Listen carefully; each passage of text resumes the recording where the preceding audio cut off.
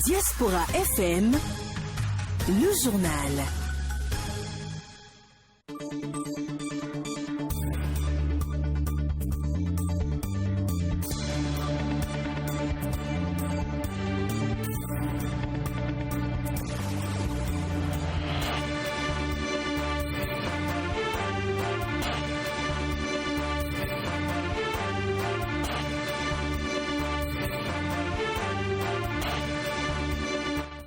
À Fidro, c'est un quartier de la commune de Cotonou. C'est l'heure de la grande édition du journal parlé sur la 102.3 Diaspora FM.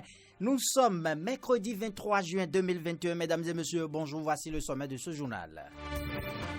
Ensemble, on se soigne, on apprend et on rayonne. C'est le thème autour duquel a été célébrée la 21e édition de la Journée mondiale des réfugiés. La cérémonie a eu lieu ce mardi à l'Infosec de Cotonou.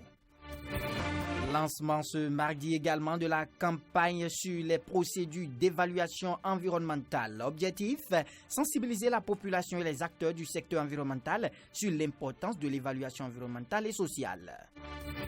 Au-delà des frontières, plus précisément en Mauritanie, l'ex-président Mohamed Ould Abdel Aziz a été arrêté mardi soir aux environs de 20h GMT. Il a été placé en détention par un juge du pôle de lutte anticorruption du parquet de Nouakchott-Ouest. Voilà l'essentiel à développer dans cette édition. D'autres sujets vont meubler ce journal. On se retrouve juste après cette courte pause. Aristide Setchi. On démarre avec Glodjigbe. Vendeurs et acheteurs ne cessent de se plaindre depuis quelques semaines de la cherté des produits de grande consommation sur le marché. Dans le marché de Glodjigbe, commune d'Abomey-Calavi, c'est bien sûr un arrondissement de la commune d'Abomey-Calavi, vendeurs et acheteurs appellent le gouvernement au secours. Un reportage signé Clémence Tonoucoin, Espérancia à Dancon. Depuis quelques mois, les usagers des marchés se plaignent de la cherté des prix des produits de première nécessité. La cliente Afi, rencontrée au marché de Glodjigbe, nous en parle. Les choses sont très chères dans le marché. On utilise le double de l'argent qu'on utilisait avant pour acheter la même chose. Tout le monde se plaint. On implore l'aide du gouvernement pour que les vivres diminuent de prix. Triste, visage fermé, le regard perdu dans leurs marchandises, à l'image de Dame Martine, les vendeuses attendent de potentiels clients. Depuis le matin, c'est une seule cliente que j'ai reçue. On ne vend pas du tout. À en croire Dame Renfort, depuis quelques jours, les prix ont commencé par chuter. Malgré cela, les clients se plaignent toujours. Le sac du gari est passé de 24 000 à 19 000 francs CFA et le kilo de 500 à 350. C'était cher parce qu'on n'avait pas trouvé de champ pour cultiver le manioc. Maintenant, le président Patrice Talon a interdit l'importation du gari. C'est pourquoi le prix a diminué. Malgré cela, la population demande que le gari revienne à 200 francs ou 250 Pour francs. M. Ronga, cette cherté est aussi due à la rareté des pluies. Je suis vendeur d'huile rouge. L'huile rouge actuellement est très chère.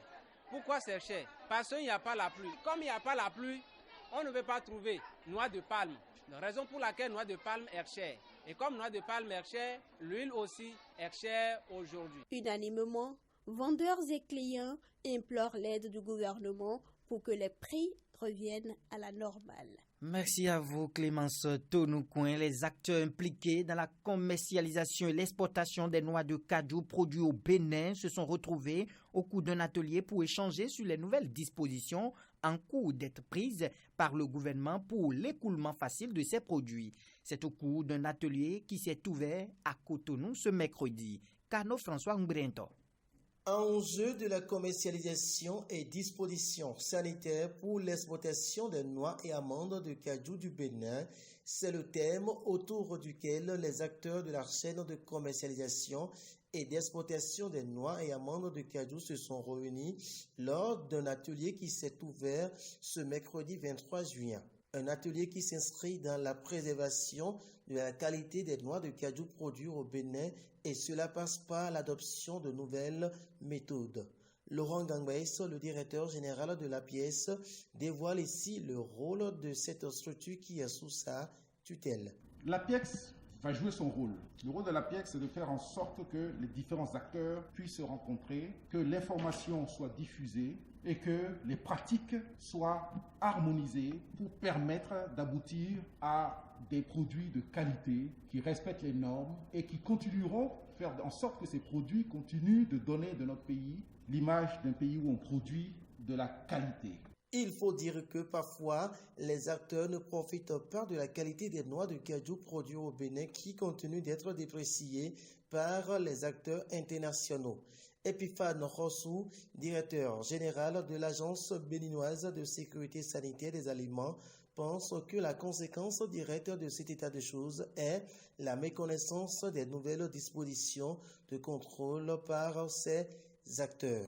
Ce phénomène est la conséquence de la méconnaissance, d'une part, par les acteurs du dispositif de contrôle officiel existant et d'autre part, du manque d'organisation de ce dispositif de contrôle officiel toutes les phases de la commercialisation des noix de cajou. Au regard donc de ces constats et dans le souci de réduire les cas de rejet des produits causant d'énormes pertes aux acteurs de la filière, des mesures d'amélioration de l'organisation du contrôle de la qualité des noix de cajou et ses dérivés sont proposées et rentreront en vigueur bientôt. Le respect de ces mesures de contrôle par tous les acteurs de cette filière est une condition pour pérenniser les marchés et rétablir la confiance entre acheteurs et vendeurs. À la fin de ces rencontres, les acteurs impliqués dans la commercialisation et l'exploitation des noix de cajou produits au Bénin seront informés des nouvelles dispositions que le gouvernement béninois prendra bientôt pour faciliter l'écoulement de ces produits sur le marché international. À noter qu'une communication sur les exigences des acheteurs d'amandes de cajou et conformité a donné le top au démarrage des activités. Atelier de formation des promoteurs d'industrie agroalimentaire de l'Atlantique ce lundi 21 juin 2021. C'est une initiative de la direction départementale de l'industrie et du commerce qui vise à rendre les industries agroalimentaires du Bénin plus performantes et plus compétitives sur le marché. Le point avec Clémence Tonoucoin. La direction départementale de l'industrie et du commerce, à travers cet atelier de formation, entend rendre plus performantes et plus compétitives les industries agroalimentaires érigées sur son territoire. L'atteinte de cet objectif passe par une amélioration permanente de leurs prestations, ceci dans la promotion et la valorisation de nos ressources locales. En matière de course à la démarche qualité, il n'y a pas de ligne d'arrivée. C'est dire que la démarche qualité doit constituer un processus d'amélioration permanente et continue de vos prestations, dans le but d'être performant et compétitif sur le marché. La présente séance de sensibilisation a donc pour objectif, dans le respect de notre mission de promotion et de la valorisation de nos ressources locales, de contribuer à l'amélioration de la qualité de vos offres dans le respect des tests réglementaires nationaux et internationaux afin de les conformer aux exigences du marché. Le représentant du préfet à cet atelier a invité les participants au respect des règles d'hygiène et de production propres à leur domaine d'activité. Chers promoteurs, désormais, aucun pays ne peut participer au commerce international sans prendre en compte les exigences de qualité et de normes. Pour ce faire, votre premier réflexe lorsque vous voulez produire est de vous conformer aux exigences techniques, à savoir les bonnes pratiques d'hygiène et de production en industrie agroalimentaire afin d'assurer une bonne santé aux consommateurs et d'être compétitif sur le marché national et international. Il est donc important que chacun de vous accorde beaucoup de sérieux et d'attention aux présentations qui seront faites par les différents communicateurs afin de capitaliser les enseignements reçus de cet atelier. Les initiateurs du présent atelier espèrent voir dans les prochaines semaines l'impact positif des travaux. Célébration ce mardi 22 juin 2021 différé de la 21e édition de la Journée mondiale des réfugiés. C'est au cours d'une cérémonie festive en présence du ministre de l'Intérieur et de la Sécurité publique qui a eu pour thème « Ensemble, on se soigne, on apprend et on rayonne. Cano François Ngbrento. Le Bénin tient pour la 21e fois le pari de la célébration de la Journée mondiale des réfugiés. C'est à travers une cérémonie festive présidée par le ministre de l'Intérieur et de la Sécurité publique Alassane Seydou. Et pour cette 21e édition, le thème choisi est « Ensemble, on se soigne, on apprend et on rayonne ». Un thème qui vient corroborer l'inclusion de ces réfugiés au Bénin selon Guillaume Rompéré, président du Bureau central des réfugiés du Bénin. Nous voulons d'entrée de jeu vous rassurer qu'avant même d'être choisi par la communauté internationale comme thème de cette année 2021, l'inclusion est déjà une réalité que nos réfugiés vivons au quotidien avec le peuple béninois. En effet, nous sommes des réfugiés urbains et nous avons accès à l'éducation ainsi qu'aux avantages sociaux parmi lesquels la santé, le sport,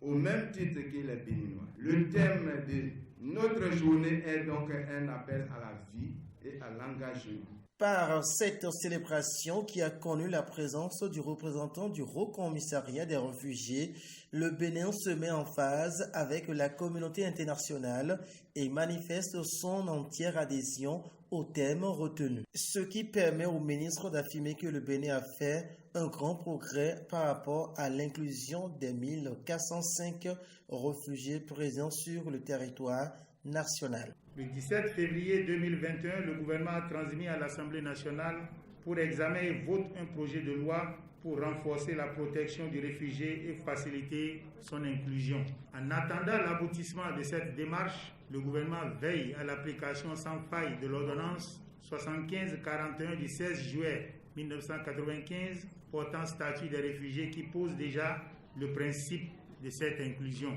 Dans sa mise en œuvre, les élèves et étudiants réfugiés bénéficient déjà de la gratuité de l'école et des mêmes conditions d'accès à l'université que les nationaux.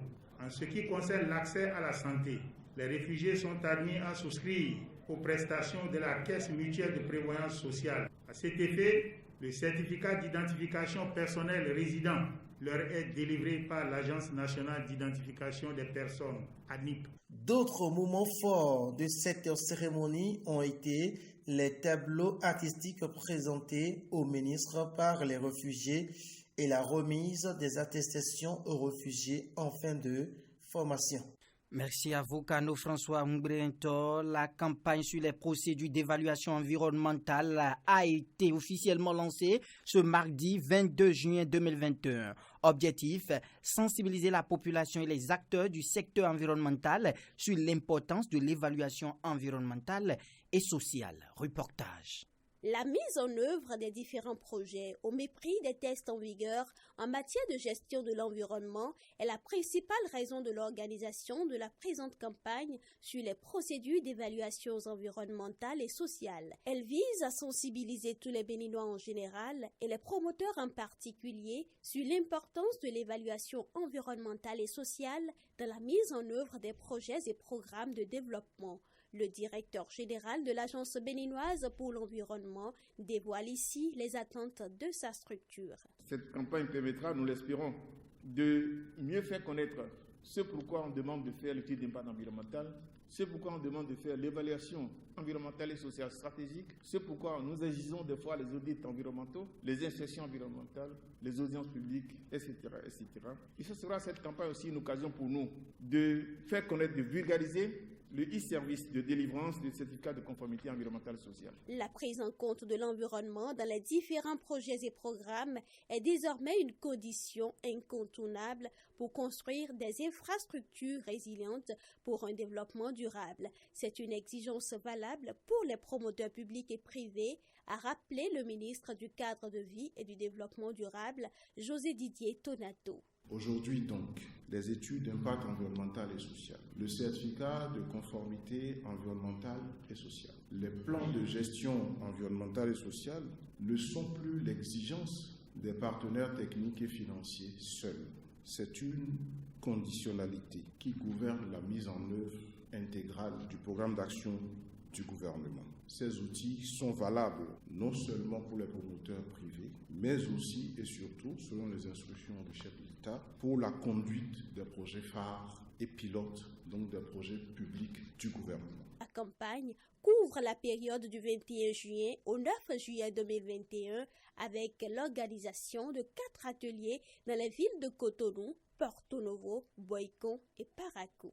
Le directeur de l'Office du baccalauréat, Alphonse Da Silva, a rendu justice aux surveillants expulsés, non pas en le rétablissant dans le centre d'affectation, mais en le plaçant au secrétariat. Ce lundi 21 juin 2021, Éric Agonvonon, précédemment président du bureau communal de l'association béninoise des professeurs des sciences physiques de la commune de Zogbo-Domé, s'apprêtait, comme beaucoup de ses autres collègues surveillants, à rejoindre l'une des salles de composition de l'examen du bac, quand il a été expulsé malgré ses explications et l'intervention de ses collègues. Le directeur de l'office du bac a tout simplement réagi et présenté ses excuses à ce professeur Éric Agonvenon, puis l'a placé désormais au secrétariat. Un tradit praticien venu du Niger pour s'établir à Demanou, une localité de Banikwara, pour ses consultations, est retrouvé mort ce lundi. Le tradit praticien nigérien de 35 ans s'est présenté le 18 juin dernier à un propriétaire de Demanou pour solliciter la location de l'une de ses chambres. L'homme venu du Niger, se présentant comme un tradit praticien, serait venu à Banikwara dans le cadre de son business.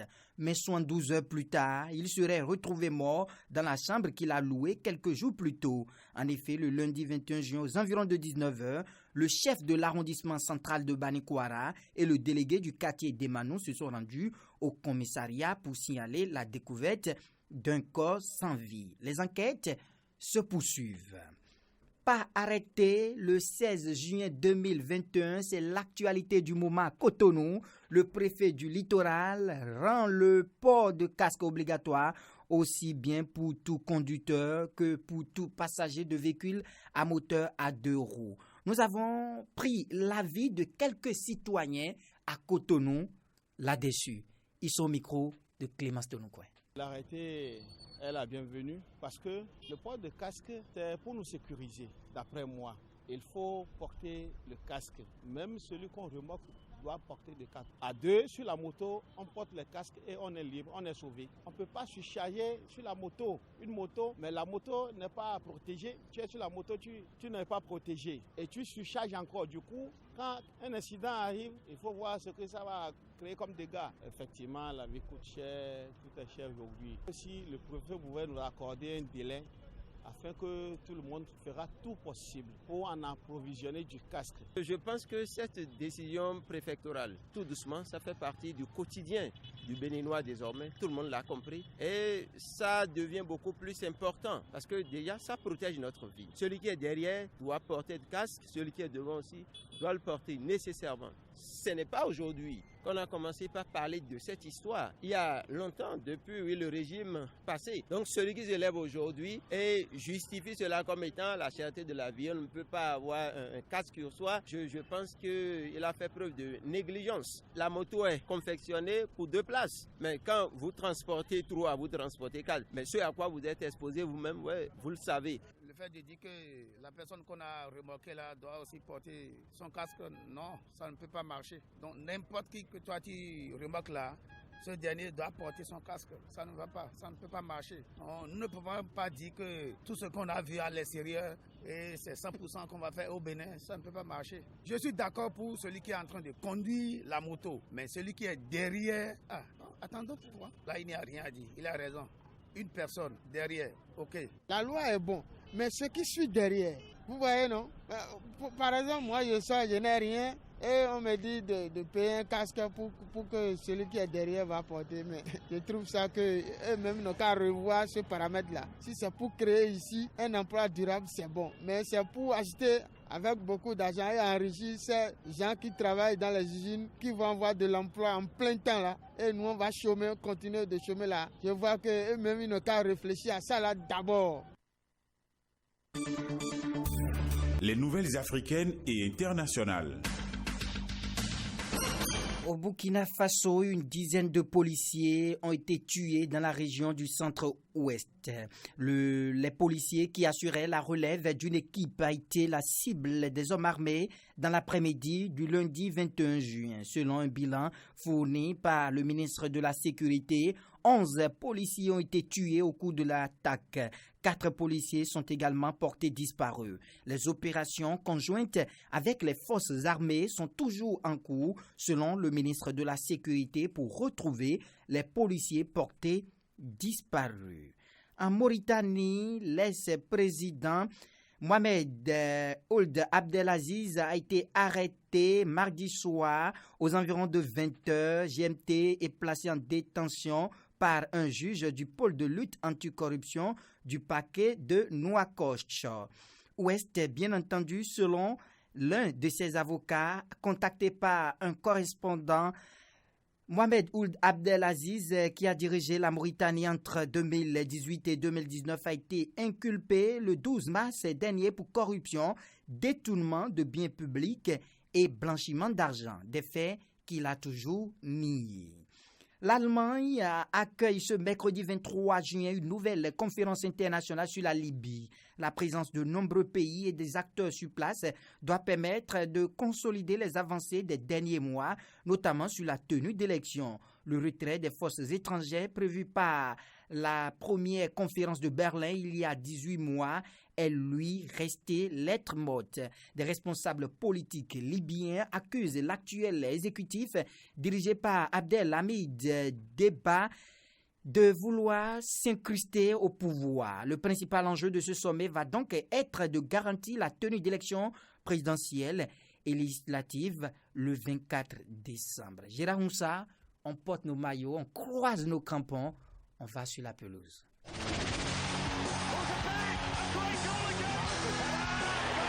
Tout le sport.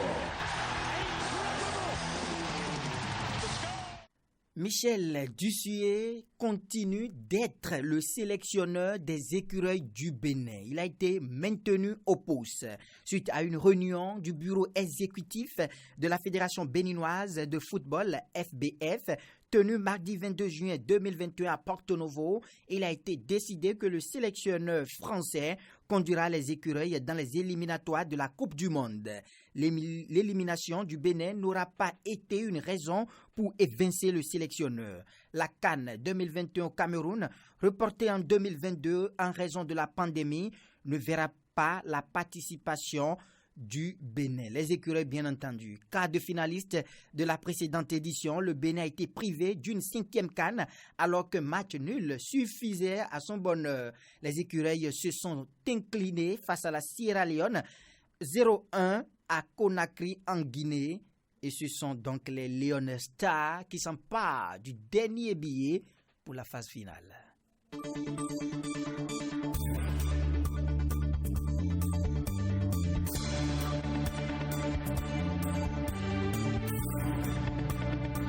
Et c'est la fin de cette grande messe de l'information sur la 102.3 Diaspora FM. Merci infiniment de l'avoir suivi. Gérard Moussa assuré la mise en onde de supervision technique Gaëtan Akpasso, chef d'édition Dokassa Wangan, présentation Aristide Setti. Mais avant de partir, retenez cette citation de Emmanuel Mounier. Tout travail à faire un homme en même temps qu'une chose. Tout travail à faire un homme en même temps qu'une chose. Nous vous invitons à vous laver les mains à l'eau et au savon, à porter vos masques en tout lieu. On se retrouve tout à l'heure dans 4 minutes pour votre émission Réaction à l'actualité.